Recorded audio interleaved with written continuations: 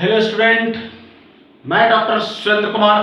आज मैं एमजीपी जिसके तहत गांधी का राजनीतिक चिंतन, गांधी पॉलिटिकल थॉट के अति महत्वपूर्ण प्रश्नों पर चर्चा करेंगे। जो परीक्षा अभी चल रही है 2021 फरवरी 2021 की जो परीक्षा चल रही है, उसमें कौन कौन से प्रश्न एमजीपी 4 से पूछे जाएंगे, इन सारे प्रश्नों पर आज हम लोग चर्चा करेंगे। मैं थोड़ी सी बात मैं बता दूं कि ये 4 क्रेडिट का पढ़ना है। क्योंकि सेकेंड ईयर में जब आप जाते हैं तो आपका जो क्रेडिट होता है वह कम हो जाता है। क्योंकि फर्स्ट ईयर में 32 क्रेडिट पढ़ना है, 4 पेपर पढ़ना है, तो 8 को 4 से जब गुणा करेंगे तो 32 हो जाता है। और जब सेकेंड ईयर में आप आएंगे तो 8 पेपर लेना है, अर्थात 4 क्रेडिट का पढ़ना है, वो भी 32 क्रेडिट का पढ़ना है। तो आपको एमजीपी में भी 4 क्रेडिट पढ़ना है। इसका समय जो है वह 2 घंटा है और अधिकतम अंक जो है ये 50 मार्क्स का ही होगा। आप लोग बहुत ध्यान से सुनिएगा कि फर्स्ट ईयर में आपने जो 3 घंटा समय दिया था, अब आप लोगों को 2 घंटा है। फर्स्ट ईयर में 100 मार्क्स का था, अब आपको 50 मार्क्स का पढ़ना है जो सेकेंड ईयर में है। ठीक है, अब इसमें प्रश्नों की संख्या 5 होगी, लेकिन उसमें ग्रुप है। ग्रुप ए से आपको 2 या 3 प्रश्न और ग्रुप बी से 3 या 2 प्रश्न, कुल मिलाकर 5 प्रश्नों का उत्तर देना है। मैं आपको बता दूं कि आप लोग ग्रुप को जरूर फॉलो करेंगे। बहुत सारे स्टूडेंट क्या करते हैं कि ग्रुप ए का बना देते, 1 2 3 4 5 बना देते हैं और उनको लगता है कि मैं सारे प्रश्नों को बना दिया। नहीं, आप ग्रुप ए से 3 या 2 बनाइए, अब ग्रुप बी से 2 या 3 बनाइए, कुल 5 प्रश्नों का उत्तर दीजिए। दोनों ग्रुप को टच कीजिए। इसलिए मैं आपको बता, बड़े प्रश्नों का जो उत्तर देना होगा वो 500 वर्ड में देना है। कितना में देना है? 500 वर्ड में देना है। और जो संक्षिप्त प्रश्न का उत्तर है वह 250 वर्ड में देना है। तो मैं आपको आज अति महत्वपूर्ण प्रश्नों पर चर्चा करता हूं। तो चलिए आप लोग कॉपी पेन निकालिए और नोट कीजिए कि कौन कौन से प्रश्न एमजीपी 4 से पूछे जा सकते हैं परीक्षा में। तो चलिए हम लोग चर्चा करते हैं। पहला जो प्रश्न है, महात्मा गांधी के राजनीतिक दर्शन के दार्शनिक आधारों की संक्षिप्त चर्चा कीजिए। फिर मैं एक बार बताता हूं कि महात्मा गांधी के राजनीतिक दर्शन के दार्शनिक आधारों की संक्षिप्त चर्चा करें। ठीक है, अब आ जाइए दूसरा प्रश्न, धर्म और राजनीति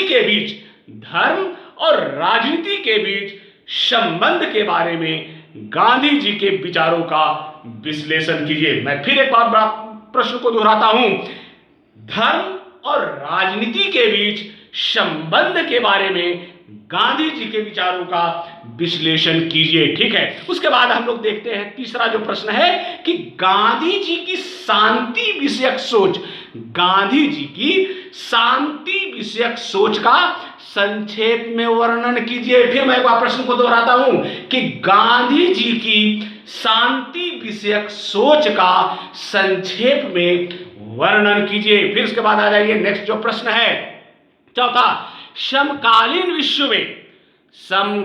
विश्व में सत्याग्रह तथा सविनय अवज्ञा की क्या प्रासंगिकता है। फिर मैं एक बार प्रश्न को दोहराता हूं कि समकालीन विश्व में सत्याग्रह तथा सविनय अवज्ञा की क्या प्रासंगिकता है। फिर उसके बाद है जो नेक्स्ट जो प्रश्न है कि गांधी जी ने औद्योगिकरण की आलोचना क्यों की। गांधी जी ने औद्योगिकरण की आलोचना क्यों की, विस्तार पूर्वक समझाइए। ठीक है, या वर्णन करें। फिर उसके बाद आ जाइए नेक्स्ट जो प्रश्न है कि उपनिवेशवाद के विरुद्ध, नेक्स्ट जो प्रश्न है कि उपनिवेशवाद के विरुद्ध गांधी के अहिंसात्मक संघर्ष पर टिप्पणी कीजिए। फिर मैं एक बार आपको प्रश्न को दोहराता हूं कि उपनिवेशवाद के विरुद्ध गांधी जी के अहिंसात्मक संघर्ष पर टिप्पणी कीजिए। ठीक है, अब आ जाइए नेक्स्ट जो प्रश्न है, 7वां जो प्रश्न है वह है ट्रस्टीशिप पर गांधी जी के क्या विचार थे, वर्णन कीजिए। बहुत इंपॉर्टेंट प्रश्न है कि ट्रस्टीशिप पर गांधी जी के क्या विचार थे, ठीक है, वर्णन कीजिए। नेक्स्ट जो प्रश्न है, 8वां प्रश्न है कि गांधी जी के राम राज्य से आप क्या समझते हैं। फिर मैं एक बार आपको दोहराता हूं कि गांधी जी के राम राज्य से आप क्या समझते हैं और गांधी जी ने राम राज्य की परिकल्पना क्यों की थी। यह बहुत ही इंपॉर्टेंट प्रश्न है और गांधी से, इससे, राम राज्य से लगभग प्रश्न पूछे ही जाते हैं। फिर मैं एक बार प्रश्न को दोहरा देता हूं कि गांधी जी के राम राज्य से आप क्या समझते हैं और गांधी जी के राम राज्य की परिकल्पना क्यों की थी। गांधी जी ने राम राज्य की परिकल्पना क्यों की थी। फिर उसके बाद जो प्रश्न है, बहुत ही महत्वपूर्ण प्रश्न है, गांधी जी से प्रश्न पूछा जाता है कि नारी पुनरुत्थान में गांधी, नारी पुनरुत्थान में गांधी और महिलाओं का वर्तमान स्वरूप पर चर्चा कीजिए। या ऐसे भी प्रश्न को पूछ सकता है कि नारी पर गांधी जी का क्या विचार था, इस पर, इसके बारे में आप बताएं, ठीक है। अब आ जाइए मां गांधी जी।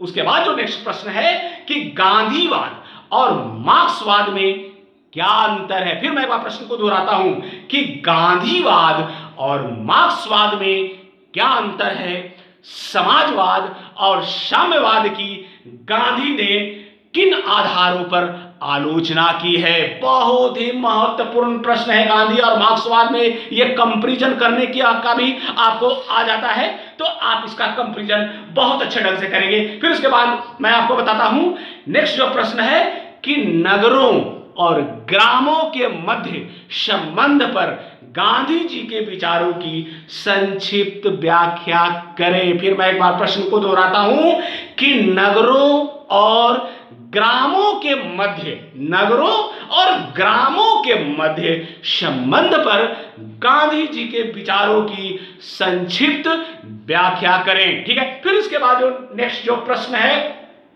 व्यक्तिगत स्वतंत्रता, व्यक्तिगत स्वतंत्रता और स्वराज्य के अंतः संबंध के प्रति गांधी जी की क्या दृष्टि है। फिर मैं प्रश्न को दोहराता हूं कि व्यक्तिगत स्वतंत्रता और स्वराज्य के अंतः संबंध के प्रति गांधी जी की क्या दृष्टि है, ठीक है। उसके बाद जो नेक्स्ट जो प्रश्न है, 13वां प्रश्न है कि गांधी ब्रिटिश संस्थाओं के क्यों प्रशंसक थे, कारण बताएं। प्रश्न बहुत महत्वपूर्ण है और प्रश्न इससे आते हैं।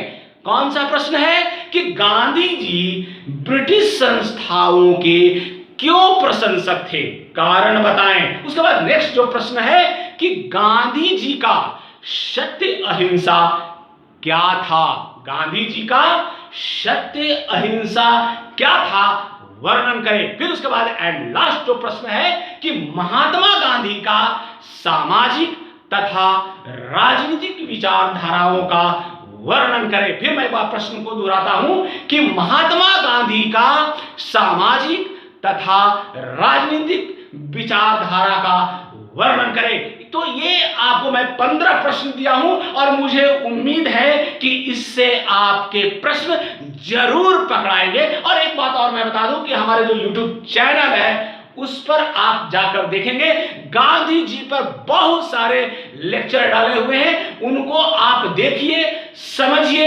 सुनिए और आपको पता चलेगा कि गांधी जी क्या है और गांधी चिंतन क्या है और गांधी जी का राजनीतिक चिंतन क्या है। ये सारे चीजों का उसमें वर्णन किया गया है। अगर आप उन सारे चीजों को देख लेते हैं और मैंने जो क्वेश्चन आपको दिया है, अगर इन सारे प्रश्नों को आप पढ़ लेते हैं तो मुझे उम्मीद है कि आपका जो एग्जाम है वह बहुत ही अच्छा होगा। तो मैं आज क्लास यही समाप्त करता हूं। थैंक यू, धन्यवाद।